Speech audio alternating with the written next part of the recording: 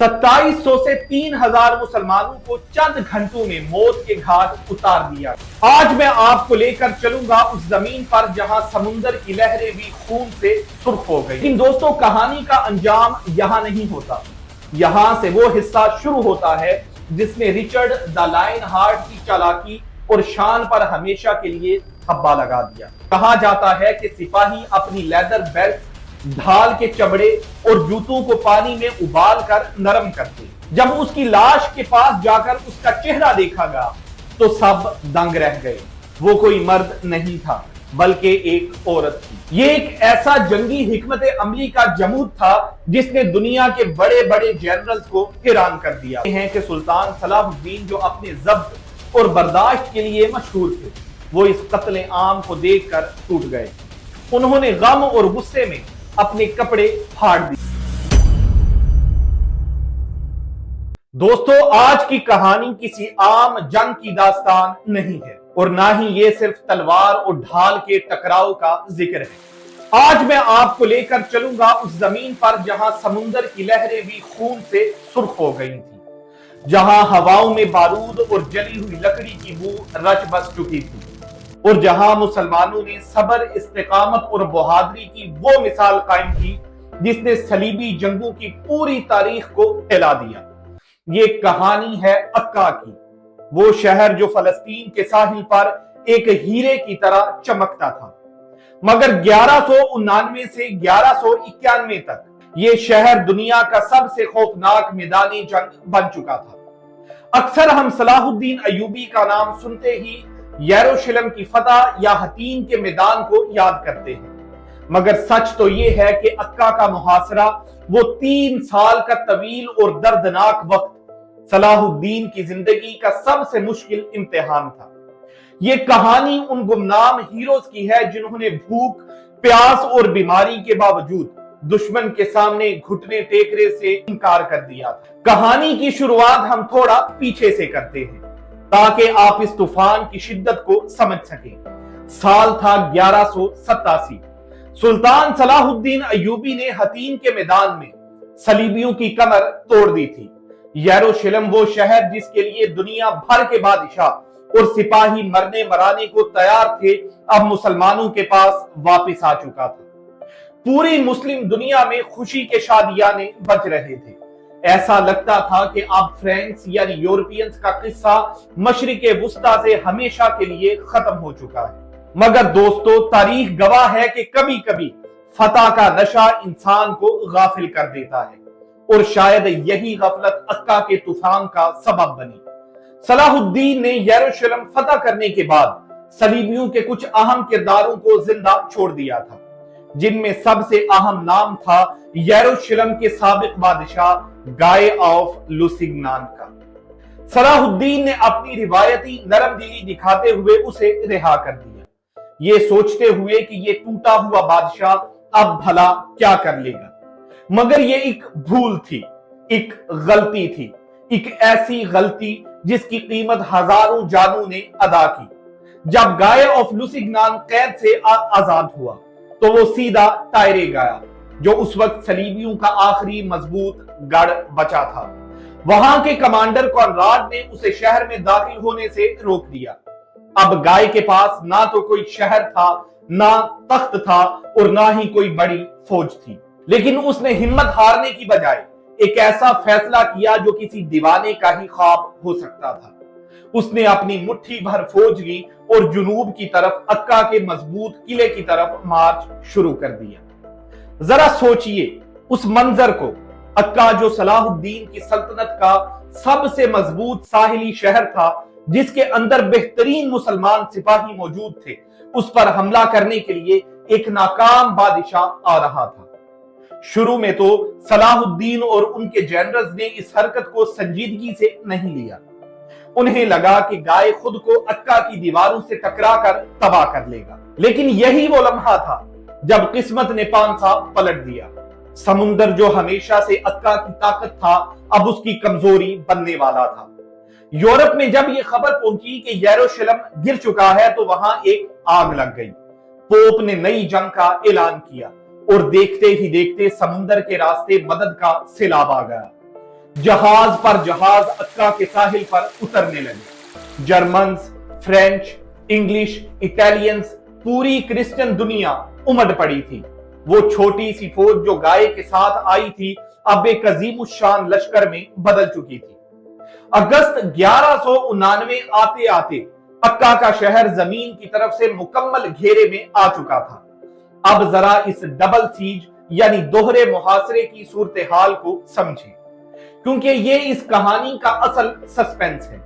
बीच में अक्का शहर था जिसके अंदर मुसलमान सिपाही और शहरी महसूर थे। उनके चारों तरफ बाहर सलीबियों की फौज थी जिन्होंने अपने आप को गहरी खंदकों और मिट्टी की दीवारों में महफूज कर लिया था, और इन सलीबियों के पीछे बाहर के मैदानों और पहाड़ियों पर सुल्तान सलाहुद्दीन अयूबी की फौज खड़ी थी। यानी सलीबी बीच में सैंडविच बन चुके थे। अगर वो शहर पर हमला करते तो सलाहुद्दीन पीछे से हमला करता, और अगर वो सलाहुद्दीन की तरफ रुख करते तो शहर की फौज उन पर टूट पड़ती। ये एक ऐसा जंगी हिकमत अमली का जमूद था जिसने दुनिया के बड़े बड़े जनरल्स को हैरान कर दिया था। शहर के अंदर के हालात बयान करना अल्फाज में मुमकिन नहीं, मगर कोशिश करते हैं। अक्का के गवर्नर बहाउद्दीन कराकुश और उनके साथी मशतूब ने अपने लोगों को हौसला दिया। लेकिन दोस्तों, जंग सिर्फ तलवार से नहीं लड़ी जाती, जंग पेट से भी लड़ी जाती है। जब महीने सालों में बदलने लगे तो रसद खत्म होने लगी। बाहर से आने वाले रास्ते बंद हो चुके थे। सलीबियों ने समुद्र पर भी अपना पहरा सख्त कर दिया था ताकि मिस्र से आने वाले सलाहुद्दीन के जहाज शहर तक ना पहुंच सके। भूख का ये आलम था कि शहर में और बाहर सलीबियों के कैंप में भी लोग जानवर बनने पर मजबूर हो चुके थे। तारीख की किताबें जैसे बहाउद्दीन शद्दाद की लिखी हुई यादाश्तें हमें बताती हैं कि एक वक्त ऐसा आया जब एक मुर्गी की कीमत 60 चांदी के सिक्के और एक अंडे की कीमत 12 चांदी के सिक्के हो गई थी। जरा अंदाजा लगाएं, एक मामूली सा अंडा जो शायद 2 निवालों में खत्म हो जाए, उसके लिए लोग अपनी पूरी जमा पूंजी देने को तैयार थे। जब अनाज खत्म हुआ तो लोगों ने घोड़ों को ज़िबा करना शुरू किया।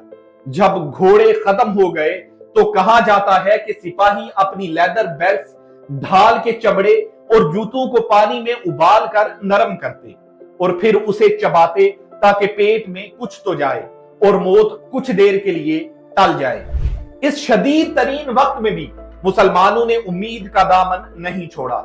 सलाहुद्दीन बाहर से हर मुमकिन कोशिश कर रहे थे कि किसी तरह शहर तक मदद पहुंचाई जाए। यहां हमें एक ऐसे किरदार का जिक्र मिलता है जो शायद किसी सुपर हीरो से कम नहीं था। उसका नाम था ईसा।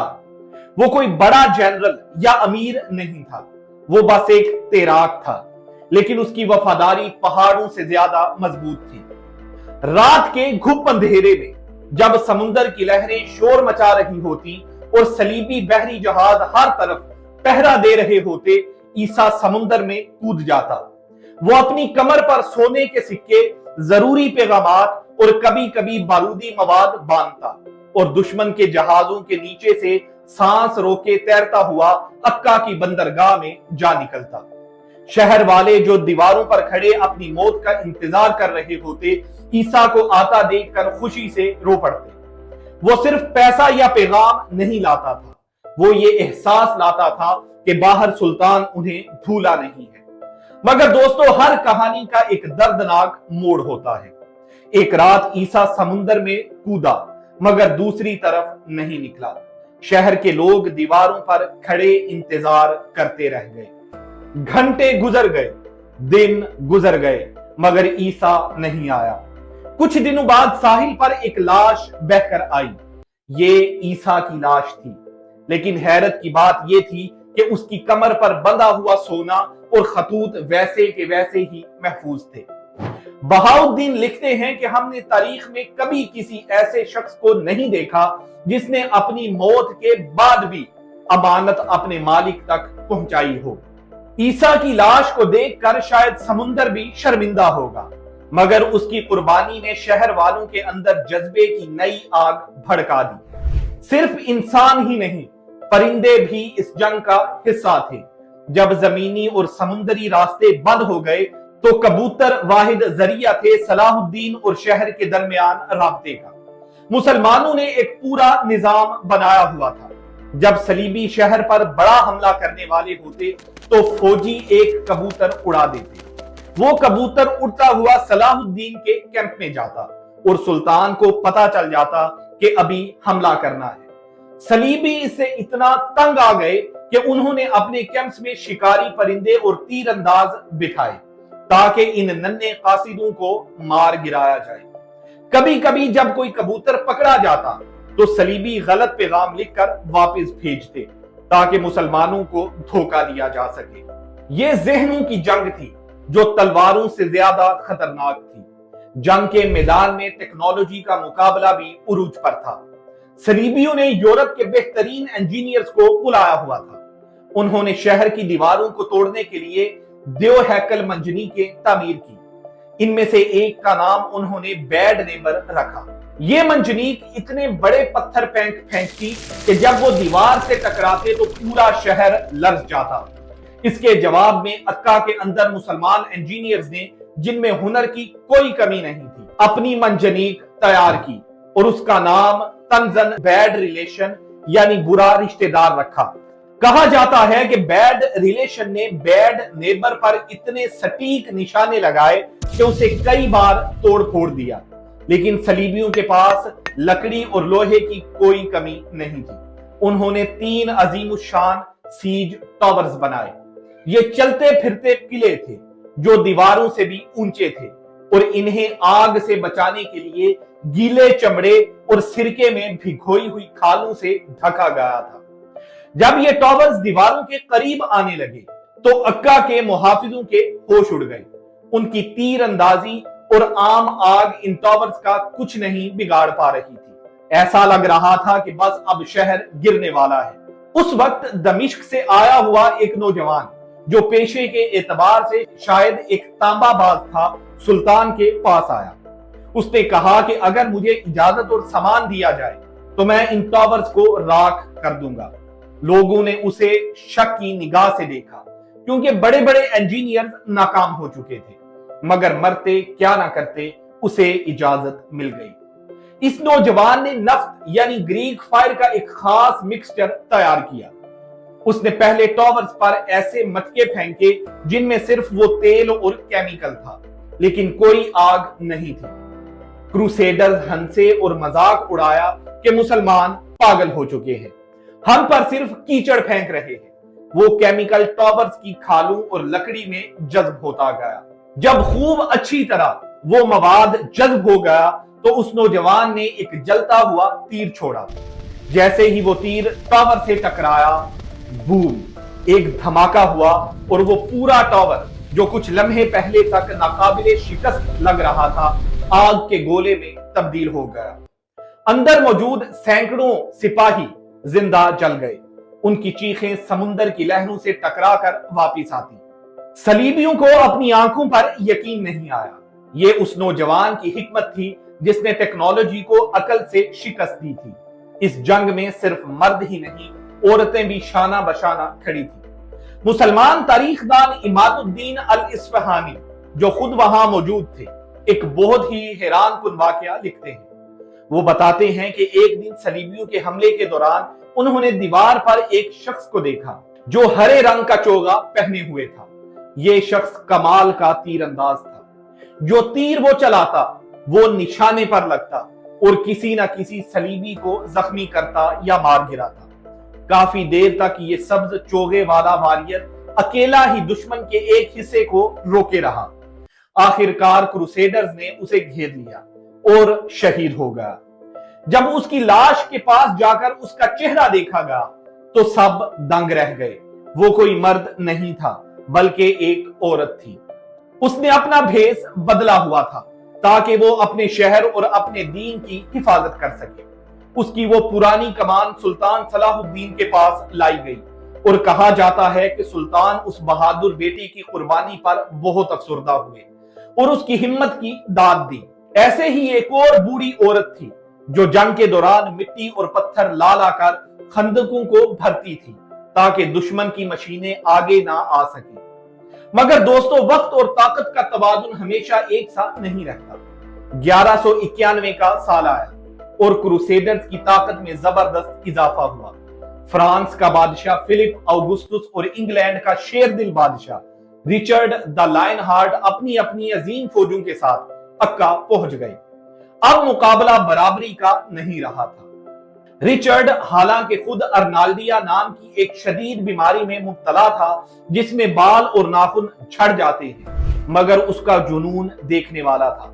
वो चल नहीं सकता था, लेकिन वो अपने आप को एक स्ट्रेचर पर उठवाकर दीवारों के ऐन सामने लाता। वहां वो एक बारी ढाल के पीछे लेटा रहता और अपनी तीर कमान से दीवार पर नजर आने वाले किसी भी मुसलमान का शिकार करता। उसकी इस हरकत ने सलीबियों के अंदर एक नया जोश भर दिया था। भारी मंजनीकों की मुसलसल बमबारी ने आखिरकार अपना काम कर दिखाया। अक्का की सबसे मजबूत दीवार और वो मशहूर कर्स्ड टावर जिस पर सबकी नजरें थी, वो गिरने लगा। दीवारों में दरारें पड़ गई, सुरंगें खोद कर बुनियादें हिला दी गई। शहर के अंदर अब ना खाना बचा था, ना पानी साफ था और ना ही लड़ने की ताकत बची थी। मशतूब और काराकुश ने देखा कि अब मजीद लड़ना खुदकुशी है। बाहर सलाहुद्दीन ने सलीबियों के घेराव को तोड़ने की बहुत कोशिश की। कई बार हमले किए, मगर सलीबियों की लाइंस अब इतनी मजबूत थी कि उन्हें तोड़ना नामुमकिन हो चुका था। 12 जुलाई 1191 का वो दिन जब अक्का की फिजाओं में अजीब सी खामोशी थी। शहर के मुहाफिजों ने सलाहुद्दीन की इजाजत के बगैर, क्योंकि राबता मुमकिन नहीं रहा था, सरेंडर यानी हथियार डालने का फैसला किया। उन्होंने सोचा कि शायद इस तरह वो शहरियों और बची कुची फौज की जान बचा लेंगे। मुआहिदे की शर्तें तय पाई। शहर सलीबियों के हवाले किया जाएगा, 2 लाख दिनार अदा किए जाएंगे। मुसलमानों के कब्जे में मौजूद 1500 से 2500 ईसाई कैदियों को रिहा किया जाएगा और सबसे बढ़कर वो ट्रू क्रॉस जो हतीम में मुसलमानों ने छीना था, वो वापस किया जाएगा। इसके बदले में रिचर्ड और फिलिप ने वादा किया कि वो मुसलमान फौजी और शहरियों को जिंदा जाने देंगे। जब सलाहुद्दीन को इस मुआहिदे का पता चला तो वो सदमे में चला गया। वो जानता था कि दुश्मन पर एतबार नहीं किया जा सकता, मगर अब तीर कमान से निकल चुका था। फिर भी उन्होंने अपने लोगों की जान बचाने की खातिर इन शर्तों को कबूल कर लिया और पैसे जमा करने में लग गए। लेकिन दोस्तों, कहानी का अंजाम यहां नहीं होता। यहां से वो हिस्सा शुरू होता है जिसने रिचर्ड द लायन हार्ट की चालाकी और शान पर हमेशा के लिए थप्पा लगा दिया। सरेंडर के बाद मामलात उलझ गए। रिचर्ड और फिलिप में अनबन हो गई और फिलिप वापस फ्रांस चला गया। अब रिचर्ड अकेला कमांडर था। तवान की अदायगी में कुछ ताखीर हुई। सलाहुद्दीन वक्त मांग रहे थे या शायद किस्तवार अदायगी चाहते थे, ताकि उन्हें यकीन हो जाए कि रिचर्ड वादा खिलाफी नहीं करेगा। रिचर्ड, जो आगे यरूशलेम की तरफ बढ़ने के लिए बेचैन था और जिसे इतने हजारों कैदियों को खाना खिलाना बोझ लग रहा था, उसने सब्र का दामन छोड़ दिया। 20 अगस्त 1191 की दोपहर थी। सूरज आग बरसा रहा था। रिचर्ड ने हुक्म दिया कि अक्का के तमाम मुसलमान कैदियों को, जिनमें मर्द, औरतें और बच्चे शामिल थे, रस्सियों में जकड़कर शहर से बाहर लाया जाए। जगह थी अयादे की पहाड़ी। ये जगह सलाहुद्दीन के कैंप के बिल्कुल सामने थी। सलाहुद्दीन के सिपाही दूर से देख रहे थे, शायद ये समझकर कि आज कैदियों का तबादला होने वाला है। उम्मीद की किरण अभी बाकी थी, लेकिन फिर रिचर्ड ने इशारा किया। सलीबियों ने अपनी तलवारें निकाली और इन निहत्थे बंधे हुए कैदियों पर टूट पड़े। एक के बाद एक सर तन से जुदा किए जाने लगे। मैदान में चीखों पुकार मच गई। बहाउद्दीन, जो उस वक्त सुल्तान के करीब थे, वो इस मंजर की गवाही देते हुए लिखते हैं कि मुसलमान फौज ने जब ये देखा तो वो पागलों की तरह अपने भाइयों को बचाने के लिए दौड़े, मगर बीच में सलीबियों की फौज दीवार बनकर खड़ी थी। वो लिखते हैं कि सुल्तान सलाहुद्दीन, जो अपने जब्त और बर्दाश्त के लिए मशहूर थे, वो इस कत्ले आम को देखकर टूट गए। उन्होंने गम और गुस्से में अपने कपड़े फाड़ दिए और उनकी आंखों से आंसुओं का सैलाब जारी हो गया। 2700 से 3000 मुसलमानों को चंद घंटों में मौत के घाट उतार दिया गया। जमीन खून से लाल हो गई थी, हवा में सिर्फ मौत की बू थी। इस वाक़े ने तीसरी सलीबी जंग का नक्शा बदल दिया। सलाहुद्दीन जो दुश्मन को पानी और बर्फ भेजता था जब वो बीमार होते थे, अब उसने कसम खाई कि सलीबियों के साथ कोई नरमी नहीं बरती जाएगी। जंग अब इज्जत की नहीं, इंतकाम की बन गई थी। अक्का गिर चुका था, सलीबी ये जंग जीत चुके थे। लेकिन दोस्तों जरा सोचिए, क्या ये वाकई उनकी जीत थी? 3 साल, पूरे 3 साल तक मुसलमानों के एक छोटे से शहर में पूरी क्रिश्चियन यूरोप की ताकत को रोके रखा। इन 3 सालों में रिचर्ड और फिलिप का इतना वक्त, पैसा और ताकत जाया हुआ कि जब वो अक्का से निकले तो उनके पास यरूशलेम को फतह करने की सकत नहीं बची थी। रिचर्ड यरूशलेम के दरवाजों तक पहुंचा जरूर, मगर उसे बिना फतह किए वापस जाना पड़ा। अक्का के उन बेनाम बहादुरों ने, उस ईसा तेराक ने, उस सब्ज चोगे वाली खातून ने, उस दमिश्क के नौजवान ने और उन हजारों शहरियों ने अपनी जान देकर यरूशलेम को बचा लिया था। उनकी कुर्बानी रायगा नहीं गई। आज जब हम तारीख के सफात उलटते हैं तो हमें अक्का की दीवारों से वो आवाजें सुनाई देती हैं जो कहती हैं कि ताकत सिर्फ लोहे में नहीं होती, ताकत ईमान और इस्तिकामत में होती है। तो दोस्तों, ये थी अक्का की कहानी, एक ऐसी दास्तान जिसमें दर्द भी है और फख्र भी। ये हमें याद दिलाती है कि हमारे माजी में ऐसे ऐसे किरदार गुजरे हैं जिन्होंने नामुमकिन को मुमकिन बनाने की कोशिश की। अगर आज की ये वीडियो और ये जज्बाती सफर आपको पसंद आया हो तो इस कहानी को दोस्तों के साथ शेयर जरूर करें, क्योंकि तारीख को जिंदा रखना हम सब की जिम्मेदारी है। अगली बार एक और गुमशुदा दास्तान के साथ फिर मिलेंगे, तब तक के लिए अल्लाह निगहबान।